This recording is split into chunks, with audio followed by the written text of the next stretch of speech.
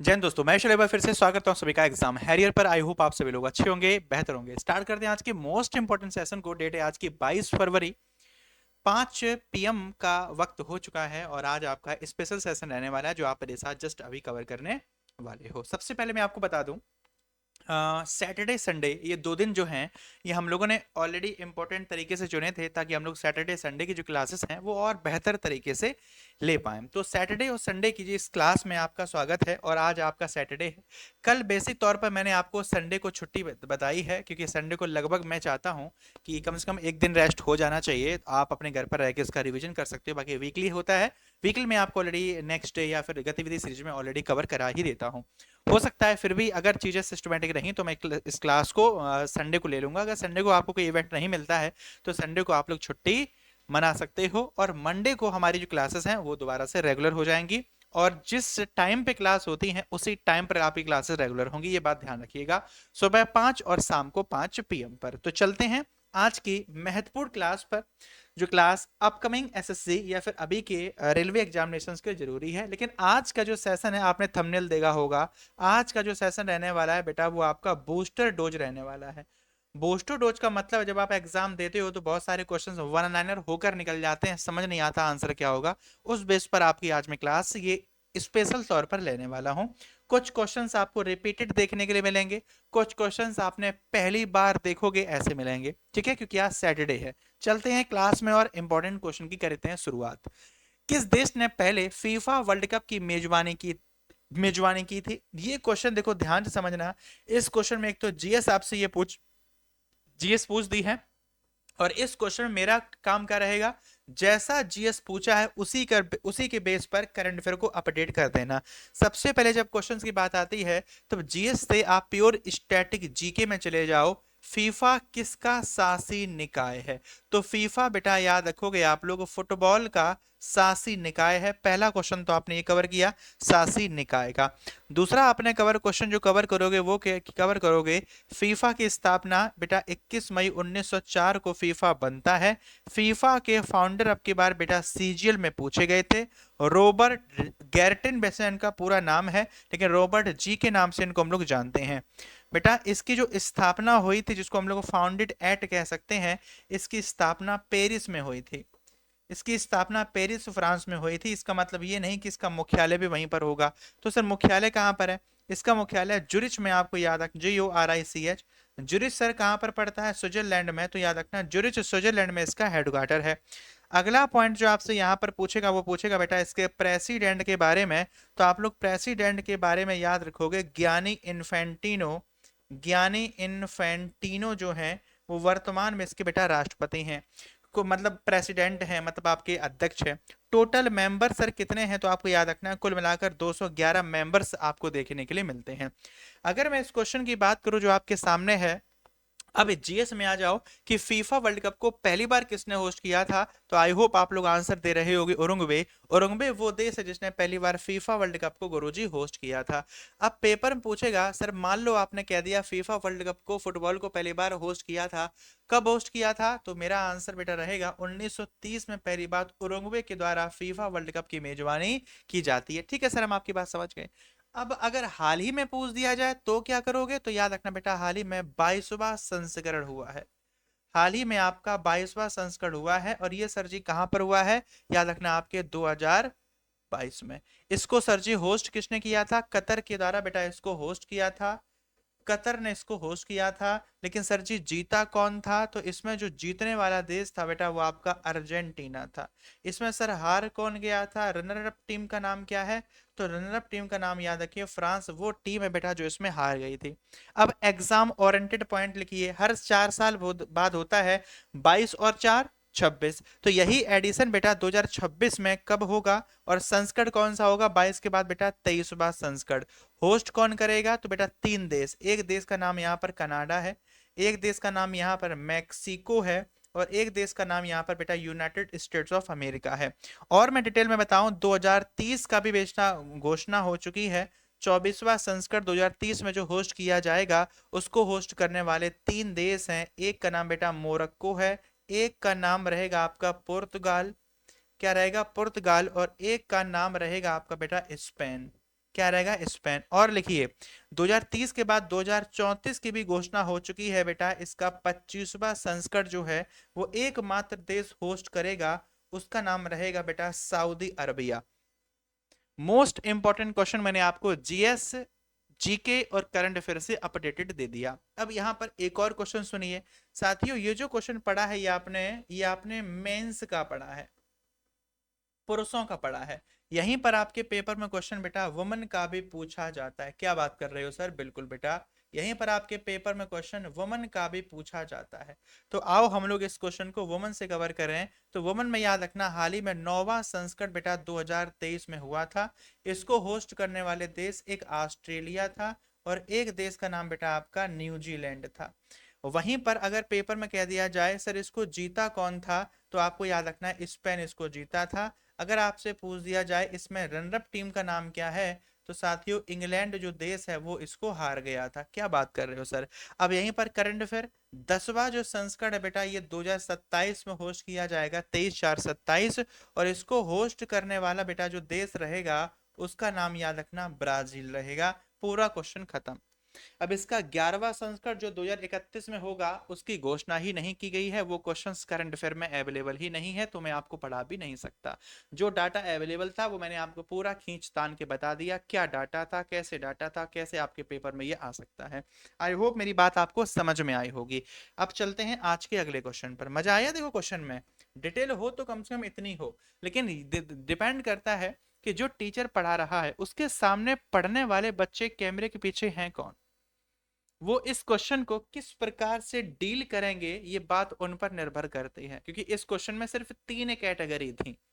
मैं हमेशा इस बात को कहता हूं, जो बच्चा फेलियर है और जो बच्चा सक्सेसफुल है उसकी लोग बचपन में नहीं, हमारी दादी नानी मम्मी गुस्से में कह देती करती थी कि बेटा जो पता नहीं कौन से पूत के पैर पालने में दिख जाते हैं, है ना। ये एक कहावत होती थी हमारे बचपन में, मम्मी दादी वगैरह नानी वगैरह गुस्से में कहती थी कि हाँ होनहार पूत के पैर पालने में दिख जाते हैं, ऐसा वो कहती थी। तो बेटा ये वही क्वेश्चन है।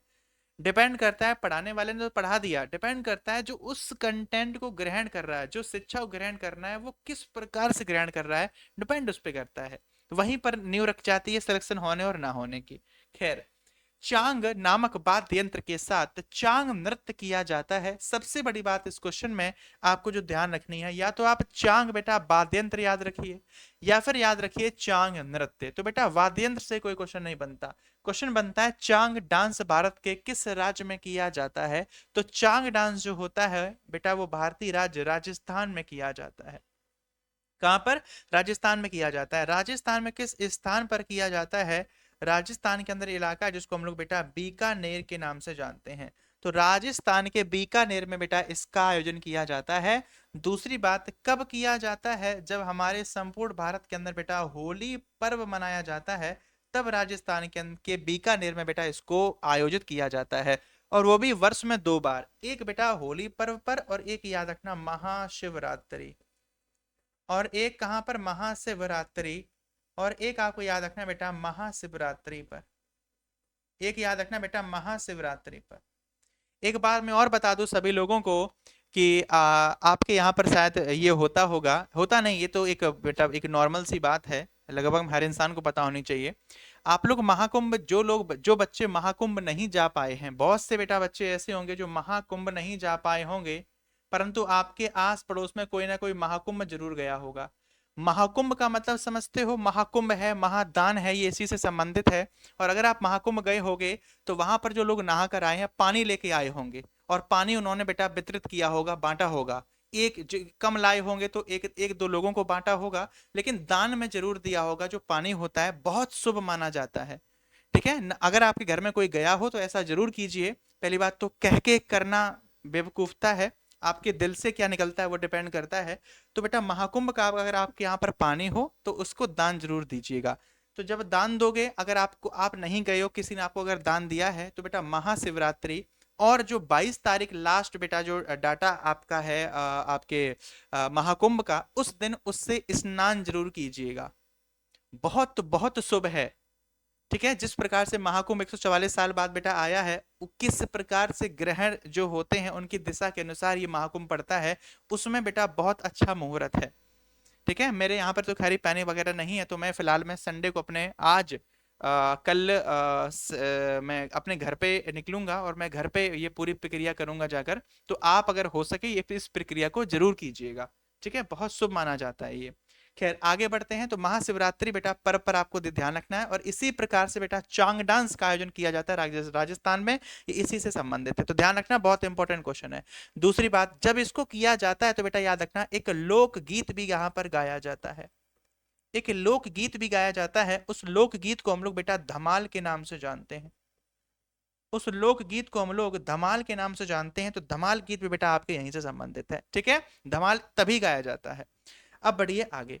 दिनेश के त्रिपाठी को जनवरी 2024 में डैश के रूप में नियुक्त किया गया। बेटा दिनेश के त्रिपाठी इनका नाम है, तो बताइए जनवरी 2024 की ये बात आपसे पूछी गई है, जनवरी 2024 में, और इनका व्यक्ति, इस व्यक्ति का बेटा नाम क्या बन जाता है, दिनेश के त्रिपाठी।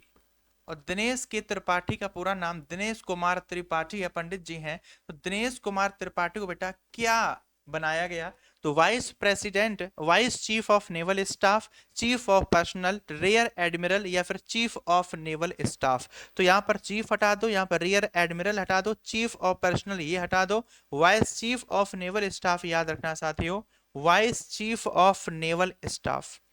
दूसरी बात यहां पर आएगी, अगर मैं आपसे ये कह दूं सर जी क्या नियुक्त किया गया है, तो वाइस चीफ के तौर पर नेवल स्टाफ में। तो क्यों ना बेटा यहीं पर हम लोग एक क्वेश्चन कवर कर लें, वो आपके नेवल स्टाफ का। क्या नेवल स्टाफ यानी कि इंडियन बेटा नेवी की स्थापना 26 जनवरी 1950 को बेटा कर दी जाती है। दूसरा पॉइंट अगर आपके पेपर में कह दिया जाए, बेसिक तौर पर इसकी स्थापना भारत के अंदर बेटा ईस्ट इंडिया, इसकी स्थापना ईस्ट इंडिया कंपनी के नाम से की गई थी। और इसकी स्थापना जो है ईस्ट इंडिया कंपनी के नाम से साथियों 5 सितंबर 1612 को, 5 सितंबर बेटा 1612 को की गई थी। अगर आपके पेपर में आ जाए सर एनिवर्सरी प्रत्येक वर्ष कब मनाते हैं, इंडियन नेवी का दिवस कब मनाया जाता है, तो यह दिवस प्रत्येक वर्ष हम लोग 4 दिसंबर को बेटा सेलिब्रेट करते हैं। कब, 4 दिसंबर को। 15 जनवरी को आर्मी के लिए, और बेटा एयरफोर्स के लिए 8 ऑफ अक्टूबर को। यहीं पर आपको याद रखना है, अगर पेपर में आ जाए कमांडर इन चीफ का नाम, तो हमेशा याद रखना कमांडर इन चीफ का नाम बेटा भारत का जो राष्ट्रपति होता है वो तीनों सेनाओं का सर्वोच्च नागरिक होता है। सीडीएस बात अलग होती है। ठीक है, तीनों सेनाओं का सर्वोच्च नागरिक, सर्वोच्च व्यक्ति प्रेसिडेंट होता है भारत का। फिर नंबर 2 पे आता है बेटा चीफ ऑफ डिफेंस स्टाफ, इनका नाम क्या है बेटा, अनिल चौहान। इनका नाम क्या है, अनिल चौहान। ये बेटा भारत के दूसरे सीडीएस बने हैं, पहले थे बिपिन रावत। अब आती है बात सीएनएस कौन बना है, चीफ ऑफ नेवल स्टाफ, तो नाम याद रखना बेटा दिनेश के त्रिपाठी। और अगर वाइस चीफ की यहां पर बेटा अब बात आपसे कर दी जाए, तब उनका नाम याद रखना है आपको कृष्णा, क्योंकि अपॉइंटमेंट बदल चुकी है, कृष्णा स्वामीनाथन। पद बेटा इनका, इनको प्रमोट कर दिया गया, तो अब ये बन गए हैं चीफ, तो पहले थे वाइस। तो आंसर बेटा जनवरी 2024 से पूछा है, इसलिए आप लोग आंसर दोगे vice chief of naval staff का। पूरा क्वेश्चन बेटा यहां तक आपका कैसा हो गया, डन हो चुका है। आगे बढ़े, चलिए सर जी अगला क्वेश्चन था, संविधान के कौन से अनुच्छेद नागरिकता से संबंधित है। टू द पॉइंट क्वेश्चन मार दो बेटा, 5 से 11 तक जो अनुच्छेद आपको देखने के लिए मिलते हैं बेटा ये नागरिकता से संबंधित है। और हमारे भारत के अंदर बेटा कौन सा नागरिकता अधिनियम काम करता है, सिटीजन बेटा, सिटीजनशिप एक्ट हमारे भारत के अंदर जो काम करता है, सिटीजनशिप एक्ट बेटा याद रखना 1955 हमारे भारत के अंदर साथियों काम करता है। लेकिन इसको वर्तमान में बेटा अपडेट कर दिया गया, और डाटा आप याद रखिए बेटा 2019 का। अब ठीक है, अब 2019 का डाटा याद रखना है आपको, सिटीजनशिप एक्ट। सर जी ओलंपिक में पदक जीतने वाली पहली भारतीय महिला पहलवान कौन थी, who was the first Indian woman wrestler to win a medal at Olympic. आपसे पूछा गया है, और इतना सिर्फ पूछा गया, ओलंपिक में पदक जीतने वाली भारत की पहली महिला पहलवान, पहलवान का नाम क्या है, wrestler। तो पहली महिला बेटा पहलवान का नाम क्या होगा, wrestler का नाम क्या होगा। अगर मैं ऑप्शन की बात करूं बेटा, बबीता फोगाट इनका नाम होगा, या फिर साक्षी मलिक इनका नाम होगा, या फिर मीरा भाई चानू सॉरी अलका तोमर नाम होगा, या फिर गीता बेटा फोगाट इनका नाम होगा। तो क्वेश्चन का आंसर बबीता फोगाट हटा दो बेटा, Sakshi Malik is the correct answer. Sakshi Malik बेटा भारत की पहली महिला। अगर आपके पेपर में आ जाए कब जीता और कौन सा मेडल जीता, ओलंपिक पदक में ये नहीं लिखा कि कौन सा जीता, खैर इन्होंने जो जीता है मैं वो बताता हूँ आपको। इन्होंने बेटा जो जीता है वो जीता है आपका ब्रॉन्ज मेडल। जब भी ऐसा क्वेश्चन आता है तो पेपर में वर्ग जरूर पूछता है, जिसको आप बेटा कैटेगरी कहते हो, किस कैटेगरी में। खैर सबसे पहले आपको ब्रॉन्ज याद रखना है, फिर आपको याद रखना है बेटा किस में जीता है, तो रेसलिंग मतलब आपकी कुश्ती में जीता है। दूसरी बात कहां पर जीता है, तो आपको याद रखना है रियो डी, कहां पर जीता है, तो याद रखना है रियो डी जेनेरियो में जीता है, जो कहां पर पड़ता है बेटा, जो आपके ब्राजील में पड़ता है। ये कहां पर पड़ता है बेटा, ये आपके ब्राजील में पड़ता है, ऐसे आप याद रखना है। मैंने आपको कैटेगरी बताई थी, कैटेगरी किस कैटेगरी में इन्होंने जीता था भारत के लिए, तो याद रखना बेटा 58 किलोग्राम के वर्ग में हमारे भारत के लिए पहली बार ओलंपिक पदक बेटा जीत के लेके आई थी। अब आ जाओ आपके बेटा पेपर में, भारत के अंदर अब तक कुल महिलाओं की संख्या कितनी है जिन्होंने ओलंपिक पदक जीता है, चाहे गोल्ड सिल्वर ब्रॉन्ज, नहीं पूछा है, ये पूछा है बस पदक जीता है। तो आओ मैं पूरी डिटेल आपको देता हूं, लिख भी चुके होगे पहले से, एक बार फिर से आपके सामने है बेटा। नंबर 1 पर पहली भारत की महिला किसी भी प्रतियोगिता में, खेल में नहीं किसी भी प्रतियोगिता में, कदम मलेश्वरी, खेल बेटा वेट लिफ्टिंग, कांस्य पदक जीता था। साइना नेहवाल 2012 लंदन बेटा बैडमिंटन में कांस्य पदक। मैरी कॉम 2012 लंदन बेटा बॉक्सिंग में कांस्य पदक। रजत पदक पहली महिला PV Sindhu 2016 Rio de Janeiro बेटा बैडमिंटन रजत पदक। कांस्य की बात आ जाए, Sakshi Malik Rio de Janeiro 2016 बेटा कुश्ती में। रजत पदक मीराबाई चानू टोक्यो 2020 भारोत्तोलन में। अगला है कांस्य, कांस्य कांस्य बेटा अगेन आपके सामने यहाँ पर कांस्य अवेलेबल है। तो ये बहुत इंपॉर्टेंट क्वेश्चन है। और भारत के अंदर बेटा रजत कितने आए हैं, सिर्फ 2 आए हैं, और व्यक्तिगत महिलाओं में गोल्ड एक भी कोई नहीं लेके आया है। गोल्ड अगर पुरुषों में कह दिया जाए तो 2 पर्सन नाम याद रखना बेटा, एक आपके बिंद्रा जी हो गए, अभिनव बिंद्रा जी, और एक व्यक्ति का नाम बेटा नीरज चोपड़ा। एक गेम शूटिंग है और दूसरा बेटा गेम कौन सा है, तो याद रखना है आपको जेवलिन थ्रो, जिसको आप लोग भाला फेंक के नाम से जानते हो। पूरा क्वेश्चन आपका यहाँ पर कवर हुआ। आगे बढ़ोगे, संघ लोक सेवा आयोग, राज्य लोक सेवा आयोग और संयुक्त लोक सेवा आयोग की स्थापना भारत के संविधान की विशेषताओं में आती है। किस विशेषता में आती है? ऑप्शन में है राज्य के नीति निर्देशक सिद्धांतों के अनुसार, संघवाद, या फिर मौलिक अधिकार, या फिर बेटा संघीय सरकार। क्या हो सकता है क्वेश्चन का आंसर, सोच के देखिए। संघ लोक सेवा आयोग भारत के अंदर है, लोक सेवा आयोग हमारे भारत के अंदर है, तो आपसे बस इतनी सी बात पूछी गई है कि इन दोनों का संबंध भारत की संविधान की किस विशेषताओं के संबंध में है। सबसे पहले मैं आपको पूरी डिटेल बेटा बताता हूं, वो ये है, आपको यूपीएससी और स्टेट पीएससी, स्टेट बेटा यूपीएससी और आपका जो आपका एसपीएससी है, और आपका एक एसपीएससी है, यही तो सिस्टम है। और बेटा संयुक्त का मतलब है JPSC, joint public service commission, किसी स्टेट का ज्वाइंट करके ये है। मेन इसमें कौन से बेटा, यूपीएससी और आपका एसपीएससी मेन है। स्टेट पब्लिक सर्विस कमीशन और यूपीएससी ये केंद्र की नौकरी, ये बेटा स्टेट की नौकरी है। डीएम यहाँ पर नहीं, यहाँ पर बनते हैं जाकर डिस्ट्रिक्ट मजिस्ट्रेट टाइप का, क्योंकि सेंट्रल गवर्नमेंट अपॉइंटमेंट देती है राष्ट्रपति के द्वारा। अब आ जाओ मुद्दे पर। जब ये डाटा आ गया, ये सारा डाटा भारत के संविधान में कहां पर देखने के लिए मिलता है, ये सारा डाटा भारत के संविधान में बेटा भाग 14 में आपको देखने के लिए मिलता है। और भाग 14 में बात करोगे किस आर्टिकल तक, किस आर्टिकल तक संपूर्ण डाटा, तो आर्टिकल बेटा 315 स्टार्ट करते हो और आर्टिकल नंबर आपके 323 तक जाता है। तो आर्टिकल 315 से लेके 323 तक बेटा राज्यों और इत्यादियों के लिए, या फिर आपके यूपीएससी के लिए सारा डाटा बेटा देखने के लिए आपको मिल जाता है। संवैधानिक प्रावधान है, तो ये किस में दिया गया है, राज्य के नीति निर्देशक के तत्वों में बेटा आपको ये डाटा दिया गया है, नहीं। संघवाद में बेटा, ये आंसर जो क्वेश्चन का आपका बनेगा वो संघवाद इज द करेक्ट आंसर बन जाता है। संघवाद। सबसे ज्यादा क्वेश्चन क्या पूछा जाता है, सबसे ज्यादा क्वेश्चन पूछा जाता है सर जी यूपीएससी का, यूनियन पब्लिक सर्विस कमीशन, स्थापना कब होती है? इसकी स्थापना बेटा 1 अक्टूबर 1926 को कर दी जाती है। सर जी इसकी स्थापना होती है, और फिर इसका मुख्यालय सर कहाँ पर है? इसका मुख्यालय यूपीएससी का आपको दिल्ली याद रखना है। और अगर आपके पेपर में बेटा चेयरमैन की बात की जाए, चेयरमैन का प्रयोग नहीं होता, ना चेयर वुमन का, चेयर पर्सन का होता है। पर्सन मेल फीमेल कोई भी हो सकता है। तो आंसर क्या होगा बेटा, प्रीति सूदन। तो आंसर क्या होगा, तो आपको याद रखना है साथियों, Preeti Sudan is the correct answer. Preeti Sudan वर्तमान में इसकी चेयर पर्सन है। पूरा क्वेश्चन बेटा यहां तक आपका कवर बन जाता है। ठीक है, आगे बढ़िए। सर किसने खोजा कि विद्युत धारा ले जाने वाला, क्या क्वेश्चन है, किसने खोजा कि विद्युत धारा ले जाने वाला एक तार अपने बगल में स्थित किसी अन्य तार को आकर्षित या प्रतिकर्षित कर सकता है जो विद्युत धारा ले जा रहा हो? ये बात सर कैसी है? ये बात ऐसी है बेटा, बहुत सारे तार हैं, बहुत सारे तार हैं आपस में बेटा, देखा होगा आपने, आप बड़े तार को छीलते हो, ऐसा तार होता है, मैं छोटी चीज को बहुत बड़ा कर दिया मैंने, इसमें एक तार नहीं बेटा, बहुत सारे तार निकले होते हैं, देखे होंगे आपने। डिपेंड करता है कितने एनएम का तार है, या कुछ ऐसे होते हैं जिसमें एक ही मोटा अंदर सिल्वर तार निकलता है, वो बात अलग है। अब जैसे तांबे का अगर मैं तार लूं बेटा, ये मेरे पास लीड है, अगर इस लीड को मैं काटूं तो अंदर क्या पता दो तीन तार हों अलग अलग पीवीसी में। कुछ ऐसे होते हैं जो अपनी मोटाई के लिए एक ही तार डालते हैं, कुछ ऐसे होते हैं जो छोटे छोटे बाल जैसे अपने बाल होते हैं, इतने पतले पतले तांबे के तार दुनिया भर के पड़े होते हैं जो आपस में चिपके होते हैं। सबको पता है ये बात? हाँ सर, बेसिक तौर पर ये चीज बात हमको पता है। लेकिन आपने देखा होगा जब अलग अलग तार होते हैं, एक मोटा तार है, इसमें बेटा ऐसे याद तीन तार निकले हुए हैं, यही तो होता है, तीन तार, एक इधर एक इधर एक इधर, तीन तार निकले हुए हैं, इसमें अलग, ये हरा है, ये लाल है, ये पीला है, ऐसे तार निकले हुए हैं। तो बात ये है, आपने यहाँ पीला तार ये देखा, पीवीसी पीली है, इसका तार निकाल लिया, और जो जहां पर बेटा मान लो 10 मीटर है तो वहां पर भी आपने पीला तार को निकाल लिया, पीले तार में आपने यहाँ पर करंट डाला और ये करंट यहाँ पर निकल गया, यही तो होता है।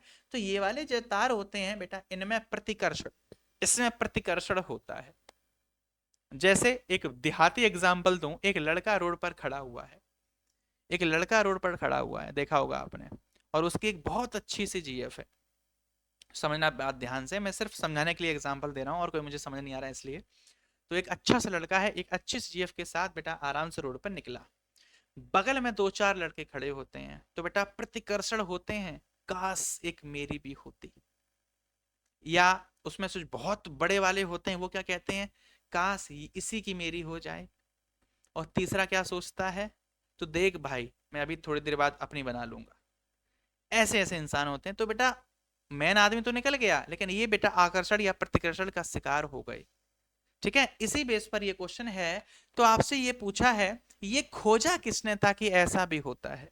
तो इसकी जो खोज की थी बेटा, एक वैज्ञानिक थे जिनका नाम था आंद्रे। उस वैज्ञानिक का नाम क्या था, तो वैज्ञानिक का नाम आपको याद रखना है, आंद्रे मैरी एम्पियर जो थे, उन्होंने बेटा इसकी खोज की थी।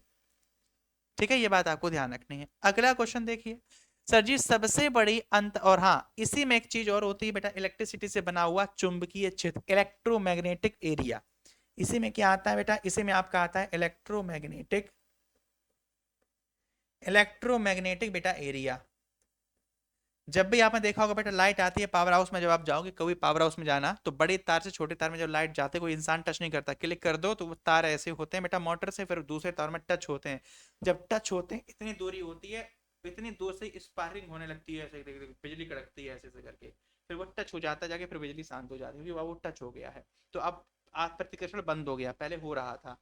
इतनी एक ये रहा, एक ये रहा, जब इसमें चिपकता है तो उससे पहले बेटा ऐसे होने लगती है, बिजली बीच में आने लगती है। तो ये वही सिस्टम है। तो वो इलेक्ट्रोमैग्नेटिक एरिया होता है, पूरा एरिया बेटा उसी से सहमत हो जाता है। तो बेटा इलेक्ट्रोमैग्नेटिक जो एरिया होता है, इसकी खोज किसने की थी, तो बेटा इसका आंसर आपको याद रखना है क्रिश्चियन।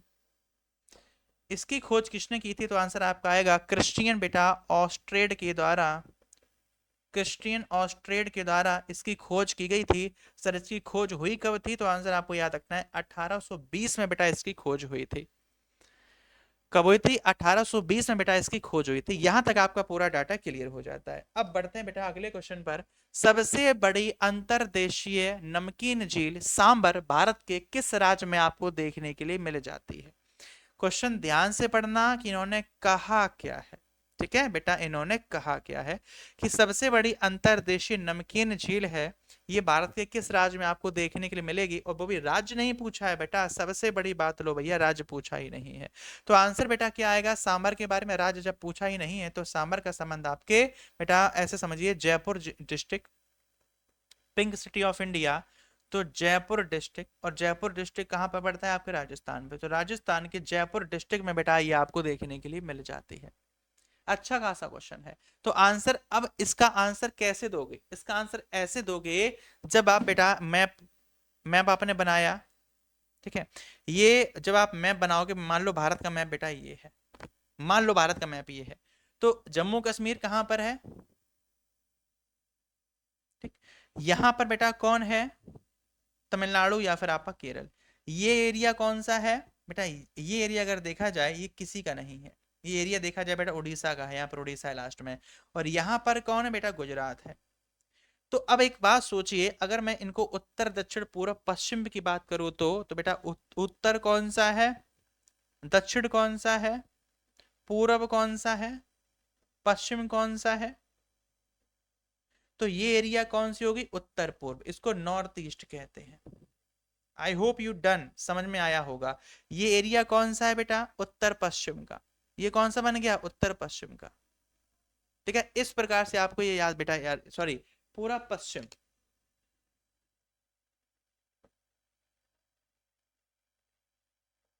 बेस्ट। ये एरिया कौन सा? उत्तर पूर्व का। उत्तर पूर्व का, तो आंसर क्या मारोगे बेटा? North west.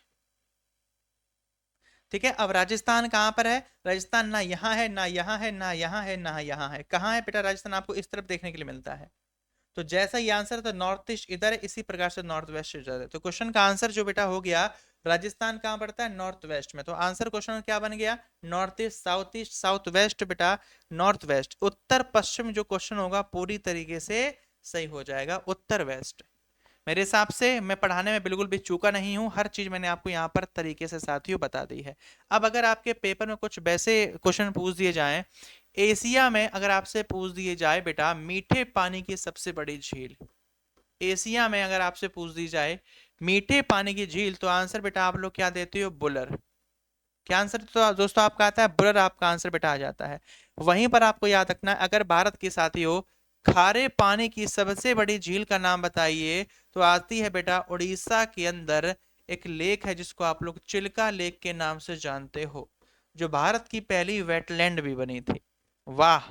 अगला सुनिए, भारत की बेटा सबसे लंबी झील पूछ दी जाए, भारत की सबसे लंबी झील पूछ दी जाए, तो आंसर बेटा आता है आपका वेम्बनाड। क्या आता है बेटा? वेम्बनाड। अगर आपसे पूछ दी जाए सर भारत की सबसे ऊंचाई पर स्थित झील का नाम क्या है, तो आंसर बेटा आता है आपका चोलामू झील। क्या आता है आपका आंसर बेटा? चोलामू लेक। वहीं पर आपसे पूछ दिया जाए, और इसमें बेटा कुछ नहीं है, और एक बात और याद रखना बेटा आप लोग, मणिपुर के अंदर एक लेक है, मणिपुर के अंदर एक लेक है जिसका नाम है बेटा लोकटक लेक। और लोकटक लेक एक ऐसी लेक है जहां पर तैरता हुआ नेशनल पार्क है, जो दुनिया का एकमात्र तैरता हुआ नेशनल पार्क है, केओबुल लामजाओ नेशनल पार्क। तो रट लो इस क्वेश्चन को, केओबुल लामजाओ नेशनल पार्क मणिपुर की लोकटक लेक में तैरता हुआ नेशनल पार्क है, दुनिया का एकमात्र है। और विश्व का सबसे बड़ा नदीय द्वीप ब्रह्मपुत्र नदी पर बनता है, कहां पर? असम के अंदर। ठीक है, बहुत इंपॉर्टेंट डाटा मैंने आपको दिया है ये। और ये तो बेटा प्योर स्टैटिक का है। अब करंट अफेयर में जो झीलें न्यूज में है, वो करंट अफेयर वाले न्यूज में आप लोग मेरे साथ पढ़ते हो, यहाँ पर नहीं। सीधी सी बात, इसमें कोई कंफ्यूजन वाली बात नहीं है। मैं करंट स्टैटिक बीच में बसड़ करके नहीं पढ़ाता, दोनों को अलग अलग करके और फिर करंट अपडेट साथ में जरूर देता हूं, ताकि आपका एग्जाम निकल जाए। नहीं तो पढ़ने के लिए तो पूरी जिंदगी पड़ी है, करंट अलग करते रहो, चैप्टर वाइज टॉपिक वाइज अलग स्टैटिक पढ़ते रहो, पूरी लाइफ निकल जाएगी यही पढ़ते पढ़ते। सिलेक्शन जैसी चीज नहीं होने वाली जब तक करंट अपडेट नहीं मारोगे। सर जी माइक्रोसॉफ्ट एक्सेल में किसी पूरे के अनुपात या प्रतिशत की तुलना करने के लिए कौन सा चार्ट बेटा हम लोगों को दिया जाता है या सबसे प्रयुक्त होता है? उसको हम लोग को पाई बेटा स्कैटर चार्ट, लाइन चार्ट, उसको हम लोग किस नाम से जानते हैं? बेटा याद रखो, इसको हम लोग को पाई चार्ट के नाम से जानते हैं। किस नाम से बेटा जानते हैं? पाई चार्ट के नाम से जानते हैं। अगला क्वेश्चन है, सर नॉर्मन अर्नेस्ट बोरलॉग को हरित क्रांति में उनके योगदान के लिए 1970 में डैश से सम्मानित किया गया था? Norman Ernest Borlaug was awarded the revolution dash in 1970 for his बेटा contribution to the green. Option में है Nobel prize in physiology, Nobel prize in chemistry, Nobel prize in physics, Nobel prize in बेटा Nobel peace prize. इतना normal question नहीं है ये, सबको पता है नॉर्मन अर्नेस्ट बोरलॉग के बारे में, सबको पता है। स्वामीनाथन को हम लोग भारत के अंदर कृषि बेटा हरित क्रांति का जनक कहते हैं, तो पूरी दुनिया में हरित क्रांति के जनक के तौर पर नॉर्मन बोरलॉग को जाना जाता है। और नॉर्मन बोरलॉग की बात छोड़ो, हाल ही में स्वामीनाथन का 2023 में 98 वर्ष की उम्र में निधन हो गया। कितने में हुआ है बेटा? 98 वर्ष की उम्र में निधन हो गया। तो क्वेश्चन 98 वर्ष से पूछता है। पर अगर हम लोग यहाँ पे क्वेश्चंस की बात करें तो आंसर क्या होगा? इनको किस क्षेत्र में दिया गया था? तो बहुत से लोग केमिस्ट्री फिजिक्स वगैरह वगैरह दे रहे होंगे, क्वेश्चन का आंसर जो बनता है फिजियोलॉजी में, इनको फिजियोलॉजी में मिला है। अब यहीं पर आपके दिमाग में बेटा क्या घुसेगा कि अगर मान लो फिजियोलॉजी में दिया गया, तो भारत के अंदर अब तक फिजियोलॉजी में कितने व्यक्ति ने पुरस्कार जीता? तो आपका आंसर रहेगा 2 लोगों ने। स्टैटिक कैसे पढ़ी जाती है देख लो, 2 लोगों में, पहले व्यक्ति का नाम, सॉरी एक व्यक्ति ने, फिजियोलॉजी में। सर नाम क्या है उनका? हरगोविंद खुराना। क्या नाम है? हरगोविंद खुराना। ठीक है, हरगोविंद खुराना। हरगोविंद खुराना ने ये खिताब सर कब जीता? 1968 में हरगोविंद खुराना ने बेटा ये खिताब जीत कर अपने नाम किया। ठीक है। और दूसरी बात यहीं पर आती है, नॉर्मन बेटा बोरलाग के द्वारा एक और पुरस्कार जीता गया। मैं लिख देता हूं बोरलाग ना बेटा, गलत लिख लो। नॉर्मन बेटा बोरलाग जी जो हैं उन्होंने एक पुरस्कार और जीता। सर कौन सा? World food prize. कौन सा पुरस्कार जीता? वर्ल्ड फूड प्राइज जीता। अब पेपर में आपसे सीधा क्वेश्चन पूछेगा, नॉर्मन ई बोरलाग ने वर्ल्ड फूड प्राइज कब जीता? 1986 में। अब यहीं पर सुनिए, नॉर्मन बोरलाग के नाम पर एक पुरस्कार स्थापना की गई, नॉर्मन ई बोरलाग अवार्ड। क्या नाम उसका है? Norman E Borlaug award. क्या बात कर रहे हो सर? हाँ जी भैया, इन्हीं के नाम पर स्थापित है नॉर्मन ई बोरलाग अवार्ड। और ये पुरस्कार हाल ही में हमारे किसी भारतीय को दिया गया। क्या बात है सर! किसको दिया गया? तो याद रखना, स्वाति नायक। नाम क्या है इनका? स्वाति नायक। सर स्वाति नायक भारत के किस राज्य से बिलोंग करती हैं? स्वाति नायक बिलोंग करती हैं बेटा भारतीय राज्य उड़ीसा से। स्वाति नायक कहां से बिलोंग करती हैं? बेटा भारतीय राज्य उड़ीसा से। पूरा क्वेश्चन आपके सामने हो गया बेटा अवेलेबल। अब यहां पर एक क्वेश्चन मैं एक्स्ट्रा बताऊंगा एम एस स्वामीनाथन के बारे में, नहीं क्योंकि मैं ऑलरेडी पढ़ा चुका हूं एम एस स्वामीनाथन के बारे में, लेकिन यहां पर एक अच्छा क्वेश्चन है बेटा, वर्ल्ड फूड प्राइज। कौन सा? World food prize. ये बहुत इंपॉर्टेंट है। कौन सा गुरुजी? World food prize. हमारे भारत में काफी व्यक्तियों को मिल चुका है। फर्स्ट इंडियन, तो बेटा याद रखना, पहला इंडियन नहीं, पूरी दुनिया में पहली बार यह पुरस्कार 1987 में दिया गया था। प्रथम प्राप्तकर्ता का नाम ही बेटा एम एस स्वामीनाथन था। तो जरूरी नहीं है कि क्वेश्चन ये आपसे पूछ दे कि एम एस सॉरी कि वर्ल्ड फूड प्राइज कब मिला। पेपर में यह भी पूछा जा सकता है कि वर्ल्ड फूड प्राइज पुरस्कार प्राप्त करने वाले प्रथम व्यक्ति का नाम। प्रथम भारतीय भी नहीं, प्रथम व्यक्ति पूछ दिया जाए तो याद रखना प्रथम व्यक्ति ही हमारे भारत के बेटा एम एस स्वामीनाथन बने थे। दूसरा ये पुरस्कार किसी को मिला हो, परंतु बेटा फिर हमारे भारतीय में 1989 एक साल बाद फिर हमारे भारत के बेटा श्वेत क्रांति के जनक वर्गीज कुरियन को बेटा यह पुरस्कार दिया गया। वर्गीज कुरियन को। रट लो क्वेश्चन। अब यहीं पर आप मुझसे पूछ दोगे सर क्या और व्यक्ति नहीं है हमारे भारत के और व्यक्ति जिनको ये मिला है? परंतु इंपॉर्टेंट नहीं है। अब इंपॉर्टेंट है, ये न्यूज में थे इसलिए। अब 2024 में बेटा किसको मिला? करंट अफेयर में आ जाओ तो करंट अफेयर में बेटा ये दो लोगों को मिला है। एक का नाम है कैरली फ्लॉवर। कैरली फ्लॉवर ये सर कहाँ के रहने वाले हैं? बेटा कैरली फ्लॉवर यूएसए के हैं।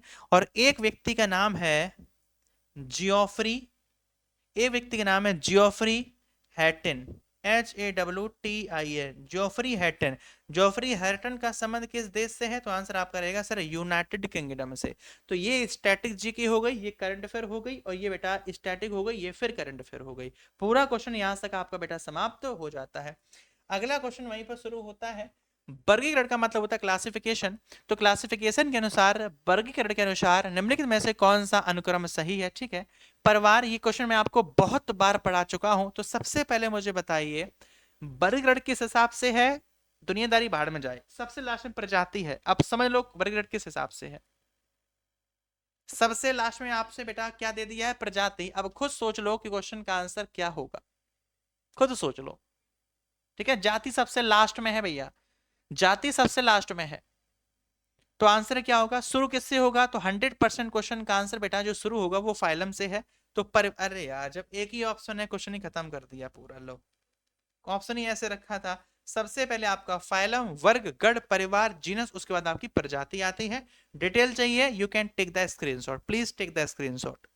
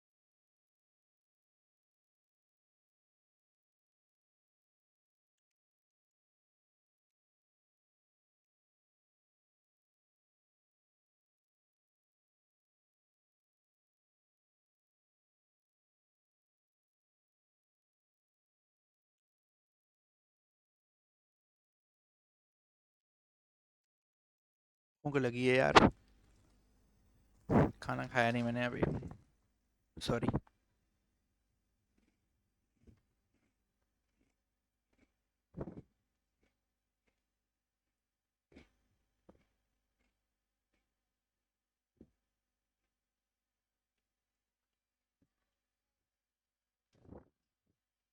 ये भी एक जिंदगी का एक अपना मजा है।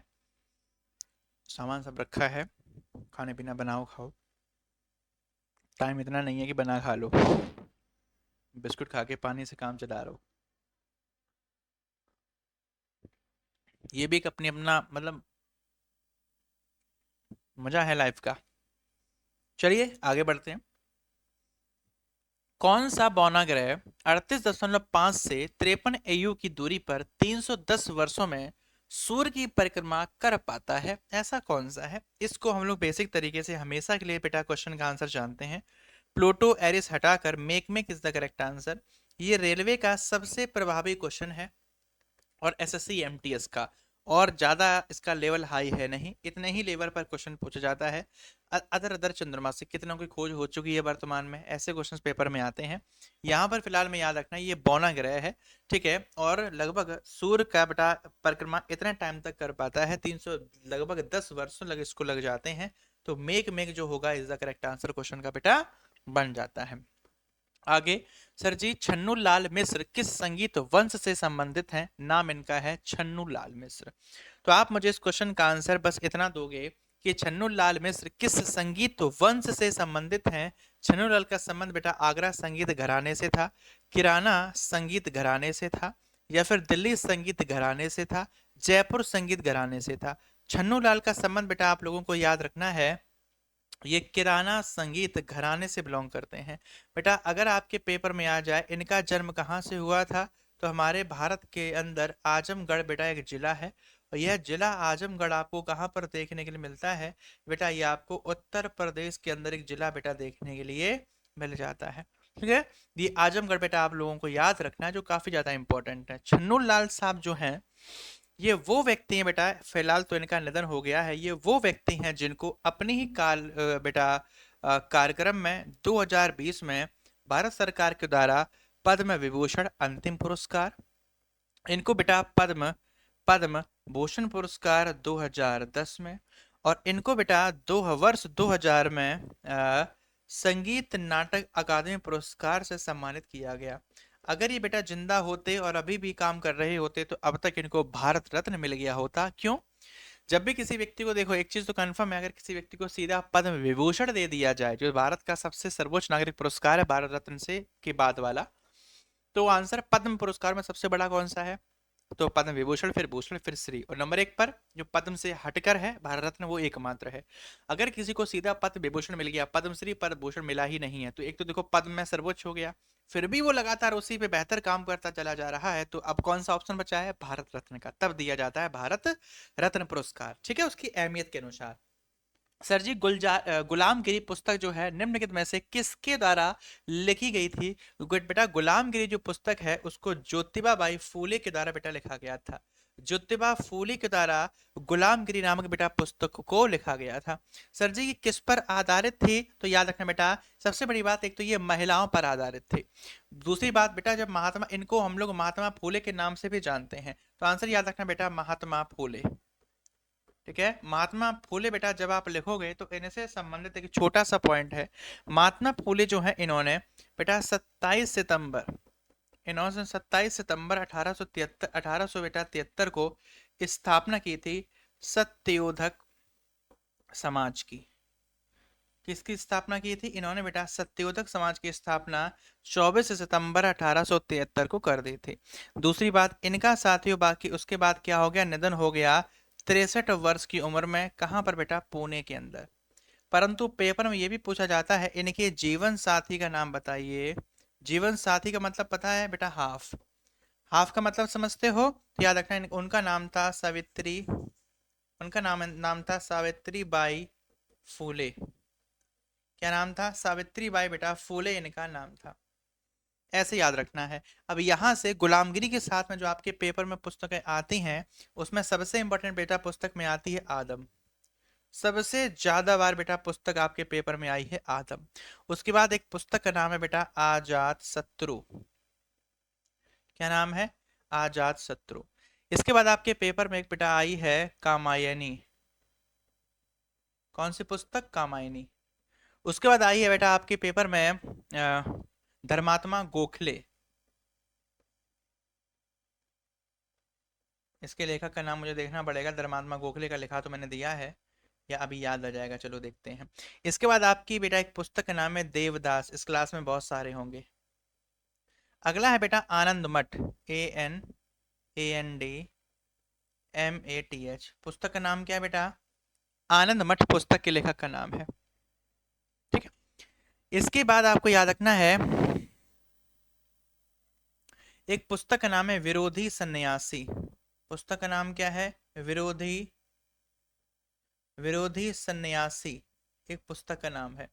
एक पुस्तक का नाम है बेटा आधे अधूरे। आधे अधूरे, हमारी अधूरी कहानी मोहब्बत की, फलाना फलाना है। चलिए खैर जो भी हो बेटा, आधे अधूरे पुस्तक के लेखक का नाम मोहन राकेश है। मोहन राकेश ने बेटा इस पुस्तक को लिखा था। विरोधी सन्यासी को लिखा था बेटा राजीव शर्मा के द्वारा।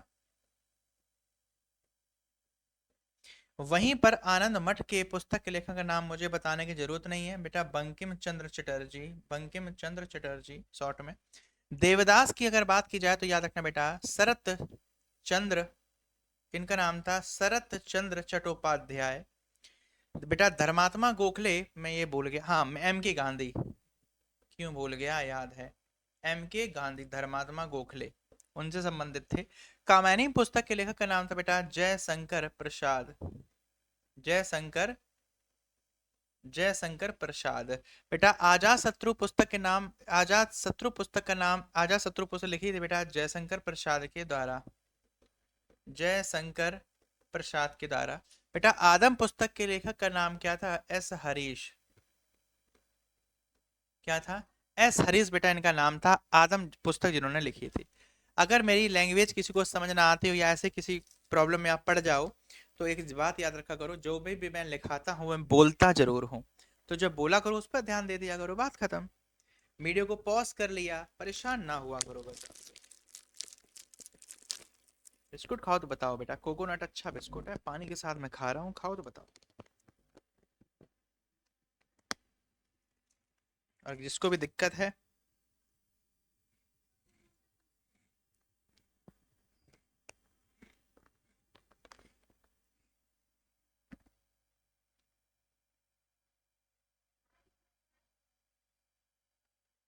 रिपीट दिया।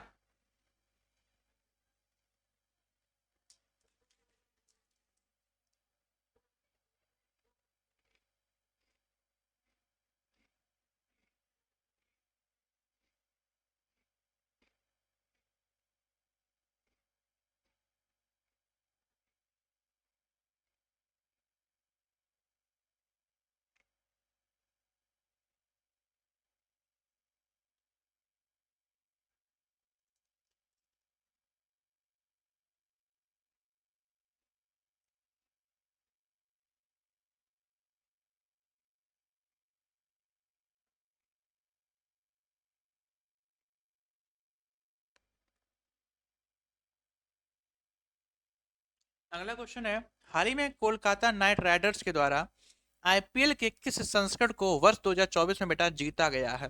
क्या क्वेश्चन है? हाल ही में कोलकाता नाइट राइडर्स के द्वारा आईपीएल के किस संस्करण को 2024 में जीता गया? एक चीज कंफर्म है क्या, 2024 में आईपीएल जीता कौन है, यही तो क्वेश्चन है बेटा। 2024 में बेटा आईपीएल जीतने वाली टीम का नाम क्या है? Kolkata night Riders.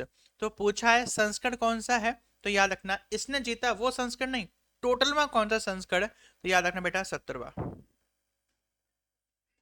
ठीक है, 17वां एडिशन आपको याद रखना है। अगर मैं आपसे पूछ दूं कब से कब तक हुआ था, बेटा ये 22 मार्च को स्टार्ट हुआ था, ये आपके 26 मई 2000 बेटा 24 तक चला था। बेटा करता कौन है आयोजन आईपीएल का, तो याद रखना बीसीसीआई इसका आयोजन करती है। फॉर्मेट क्या होता है बेटा? T20 इसका फॉर्मेट होता है। अगर पेपर में आ जाए सर इसको होस्ट किसने किया था, तो भारत ने इसको होस्ट किया था। इसको सर जीता कौन था, तो कोलकाता नाइट बेटा राइडर्स इसको जीता था। कितनी बार जीता था बेटा, 3 बार जीता था। 3 बार कब कब जीत चुका है, पहली बार 2012 में, उसके बाद बेटा 2014 में, उसके बाद आपके 2024 में। ये बात भी आपको याद रखनी है, ठीक है। अगर पेपर में आ जाए सर हार कौन गया था, तो रनर अप टीम का नाम याद रखना है, सनराइजर्स हैदराबाद बेटा इसको हार गई थी। टोटल टीम कितनी थी सर जी, टोटल कुल मिलाकर 10 टीम थी। कुल टोटल बेटा मैचेस कितने हुए थे, तो याद रखना कुल मिलाकर आपको 74 मैच बेटा खेले गए थे, ठीक है। 74 कुल मिला के मैच खेले गए थे। आगे बढ़िए, सबसे ज्यादा रन विराट कोहली और सबसे ज्यादा विकेट बेटा हर्षद पटेल के द्वारा। आरसीबी में विराट कोहली, हर्षद पटेल आपके पंजाब किंग्स में है। 24 कुल मिला के बेटा विकेट लिए थे। ये क्वेश्चन आपका यहाँ पर खत्म हुआ है। अगला क्वेश्चन आता है सर जी, लागत सिद्धांत में वक्र का सामान्य आकार एक आयताकार हाइपरबोला होता है, किस प्रकार की बात को बेटा ये प्रसिद्ध करता है, तो आंसर क्वेश्चन का क्या हो सकता है। लागत सिद्धांत डैश वक्र का बेटा, डैश वक्र का हाइपरबोला जब होता है, इकोनॉमी अगर आपने पढ़ी होगी, तो आंसर बेटा आपका आएगा एवरेज फिक्स कॉस्ट। क्या आएगा, एवरेज फिक्स्ड कॉस्ट। डिटेल क्या है बेटा, ये मैप बनता है कॉस्ट का, ठीक है। एवरेज बेटा फिक्स्ड कॉस्ट का ये हाइपरबोलिक क्या बनता है बेटा, वक्र बनता है। समझोगे, औसत निश्चित लागत यह निश्चित लागत है जो किसी कंपनी द्वारा उत्पादित वस्तुओं और सेवाओं की संख्या में परिवर्तन के साथ समान रहती है। औसत निश्चित लागत एएफसी कुल स्थिर लागत एफसी के बराबर होती है, जो आउटपुट से विभाजित होती है, और इस प्रकार से औसत निश्चित आय लागत निकालने के लिए एफसी बटे क्यू कर दिया जाता है। अगला क्वेश्चन है सर जी, वैश्विक बहुआयामी गरीबी सूचकांक 2022 के अनुसार 4 संकेतकों पोषण, खाना पकाने का, ईंधन, स्वच्छता और आवास के आधार पर भारत में कितने गरीब लोग रहते हैं। हमारे भारत के अंदर बेटा 34.4 मिलियन गरीब लोग रहते हैं, अगर ये डाटा बेटा इन पर देखा जाए। और क्वेश्चन है वैश्विक बहुआयामी सूचकांक, तो नीति आयोग जारी नहीं करेगा, क्योंकि यहाँ पर बहुआयामी से इंपॉर्टेंट नहीं है, यहाँ पर इंपॉर्टेंट है वैश्विक, पूरी दुनिया पर। तो वैश्विकता के आधार पर देखा जाए तो बेटा याद रखना, जारी लगभग में नीति आयोग तो प्रसारित करता है, जब भारत की बात आएगी तो नीति आयोग ही करेगा, लेकिन वैश्विक तौर पर यूएनडीपी करता है। तो बेटा यूएनडीपी का मतलब क्या होता है, यूनाइटेड नेशन डेवलपमेंट प्रोग्राम। ये बना कब है, आंसर दर्जी आएगा 22 नवंबर 1965 को साथियों ये बनके तैयार होता है। अगर आपसे मुख्यालय पूछ दिया जाए सर इसका मुख्यालय कहाँ पर है, तो आप लोग आंसर बताओगे सर इसका मुख्यालय हम लोगों को न्यूयॉर्क सिटी में देखने के लिए मिलता है। अगर आपसे मैं पूछ दूं सर इसके हेड का नाम क्या है, तो आप लोग याद रखोगे बेटा एशियम, ACHIM स्टेनर जो हैं वर्तमान में साथियों इसके हेड बन जाते हैं। यूएनडीपी के अनुसार यूएनडीपी जारी करता है human development index. Human development index में हमारा भारत किस स्थान पर है, ह्यूमन डेवलपमेंट इंडेक्स में हमारा भारत 134वें स्थान पर है, किसमें, ह्यूमन डेवलपमेंट इंडेक्स में। आगे बढ़ते हैं दोस्त, भारत में संगीत वाद्य यंत्र फ्लूट को डैश के नाम से जाना जाता है।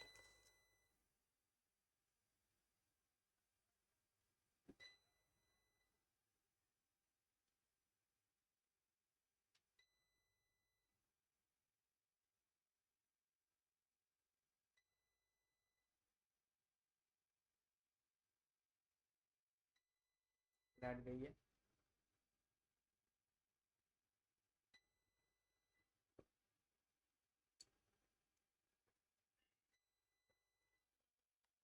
चलिए, भारत में संगीत वाद्य यंत्र फ्लूट को डैश के नाम से भी जाना जाता है। हम लोग फ्लूट को बेटा किस नाम से जानते हैं, बेसिक क्वेश्चन है साथियों, बांसुरी के नाम से जानते हैं, ठीक है। फ्लूट को हम लोग बेसिक भाषा में किस नाम से जानते हैं, तो आपका आंसर आ जाएगा सर बांसुरी के नाम से हम लोग इसको जानते हैं। बांसुरी वादक हमारे भारत के अंदर महत्वपूर्ण कौन कौन से हैं, तो याद रखना बेटा, एक का नाम जो मैंने बार बार लिखवाया है TR महालिंगम, TR महालिंगम, ठीक है, TR महालिंगम, हरिप्रसाद चौरसिया, हरिप्रसाद चौरसिया, ठीक है, हरिप्रसाद चौरसिया। बेटा अगला है एन रमानी, और अगला नाम आता है पन्ना लाल, पन्ना लाल घोष। क्या आता है? पन्ना लाल घोष। इसमें से सबसे इंपॉर्टेंट व्यक्ति कौन है? सबसे इंपॉर्टेंट व्यक्ति है बेटा हरिप्रसाद चौरसिया, सबसे इंपॉर्टेंट हरिप्रसाद।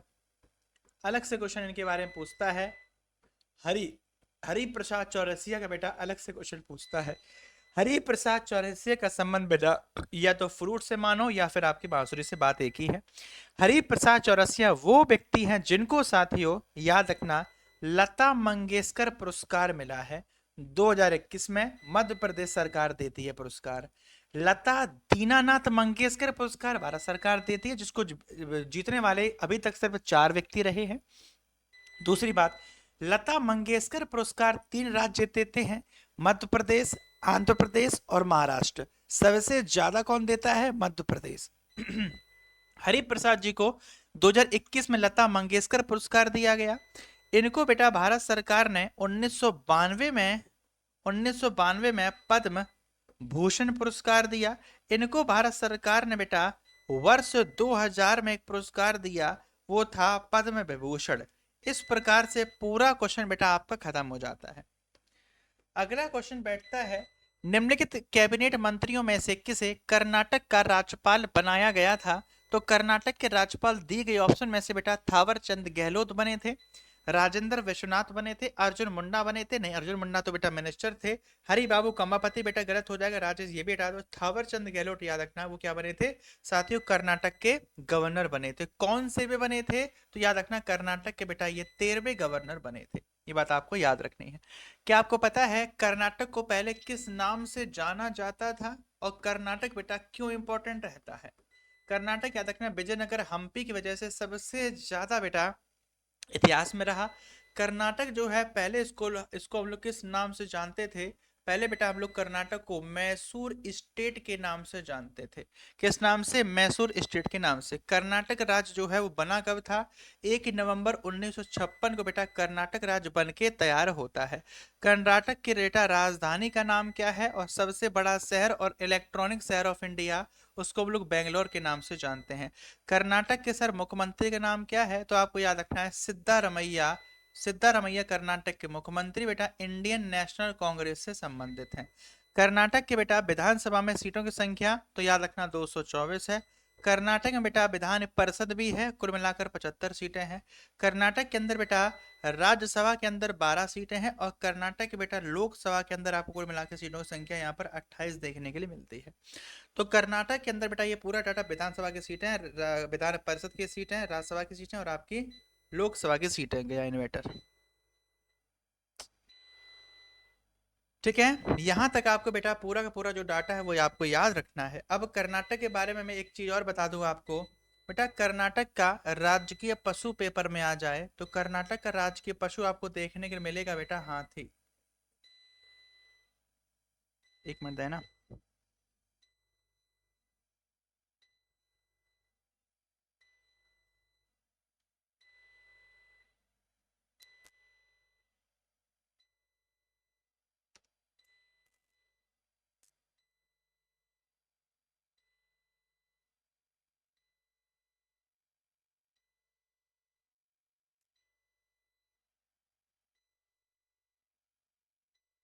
क्या बंद करें?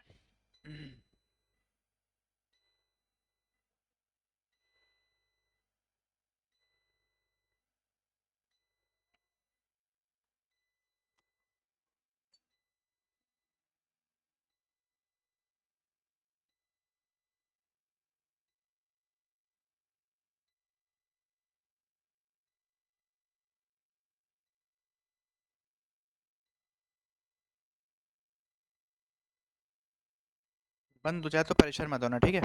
चलिए तब तक कंटिन्यू करते हैं, जो का देखा जाएगा। आंसर याद रखना, पशु में आपको हाथी याद रखना है। अगर यहीं पर आपसे पक्षी की बात पूछ दी जाए पक्षी की बात पूछ दी जाए तो आपको याद रखना है बेटा, भारतीय रोलर बेटा यहाँ का।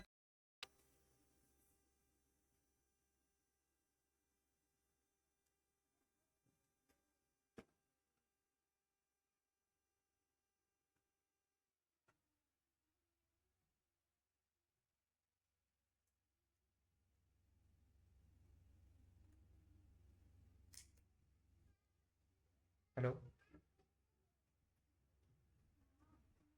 हेलो।